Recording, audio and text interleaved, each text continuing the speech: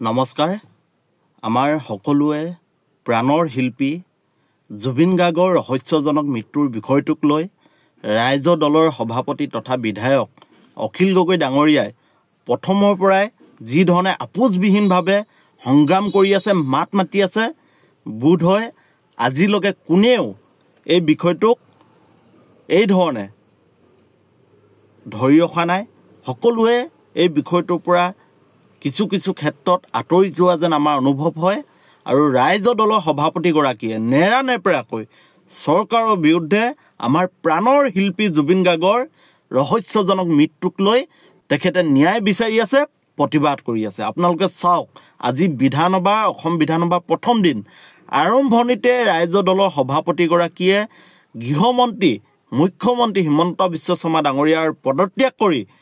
এই ধৰণে প্ৰতিবাদ কৰিছে তেওঁ কৈছে যে আমাৰ প্ৰাণৰ শিল্পীগৰাকী ন্যায় লাগে চৰকাৰে যি ন্যায় ব্যৱস্থাটোক লৈ অৱহেলা কৰি আছে গতিকে চৰকাৰে আমাৰ প্ৰাণৰ শিল্পীগৰাকীক ন্যায় দিব পৰা নাই গতিকে গৃহমন্ত্ৰী হিচাপে মুখ্যমন্ত্ৰী হিচাপে হিমন্ত বিশ্ব শৰ্মা ডাঙৰীয়াই পদত্যাগ কৰক আপোনালোকে চাওক এই দৃশ্য আজি অসম বিধানসভাৰ আৰম্ভণিতে ৰাইজ দলৰ সভাপতিগৰাকীয়ে বিধানসভাত প্ৰৱেশ কৰোঁতেই জুবিন গাৰ্গৰ ন্যায় বিচাৰি এইদৰে প্ৰতিবাদ কৰিছে আৰু কৈছে যে আমাক জুবিনদাৰ ন্যায় লাগে জয় জুবিনদাৰ এই ধৰণে বিধানসভাত প্ৰৱেশ কৰিছে ৰাইজ দলৰ সভাপতি অখিল গগৈ ডাঙৰীয়াই লগতে আজি অখিল গগৈ ডাঙৰীয়াই অসম বিধানসভাত আমাৰ শ্ৰদ্ধাৰ প্ৰাণৰ শিল্পীগৰাকী ন্যায় দাবীত আৰু বিগত সময়ত অসমৰ মুখ্যমন্ত্ৰী ডাঙৰীয়াৰ যি কাম কাজ এই সন্দৰ্ভত বা ন্যায় যি বিষয়টোক লৈ মুখ্যমন্ত্ৰী ডাঙৰীয়া বিভিন্ন সময়ত যি মন্তব্য আৰু যি তেখেতে যি ধৰণে ন্যায় ব্যৱস্থাটো লৈ যাব লাগিছিল এই ব্যৱস্থাটো নিব নোৱাৰাৰ বাবে অখিল গগৈ ডাঙৰীয়াই অসম বিধানসভাত আজি বিধানসভা অধ্যক্ষ বহি থাকোঁতে তেখেতে জুবিন গাৰ্গৰ ন্যায় বিষয়টোক লৈ এইদৰে প্ৰতিবাদ কৰে আৰু তেওঁ কৈছে যে যিহেতু মুখ্যমন্ত্ৰী ডাঙৰীয়াই কৈছিল যে জুবিন গাৰ্গক হত্যা কৰা হৈছিল গতিকে মুখ্যমন্ত্ৰী ডাঙৰীয়াৰ হাতত কি প্ৰমাণ আছে জুবিন গাৰ্গক যে হত্যা কৰা হৈছিল আমাৰ প্ৰাণৰ শিল্পীগৰাকীক যে হত্যা কৰা হৈছিল ইয়াৰ মুখ্যমন্ত্ৰী ডাঙৰীয়াৰ ওপৰত কিবা প্ৰমাণ আছে নেকি আজি অসম বিধানসভাত এই প্ৰমাণ দাখিল কৰিবৰ কাৰণে ৰাইজ দলৰ সভাপতিগৰাকীয়ে দাবী জনায় গতিকে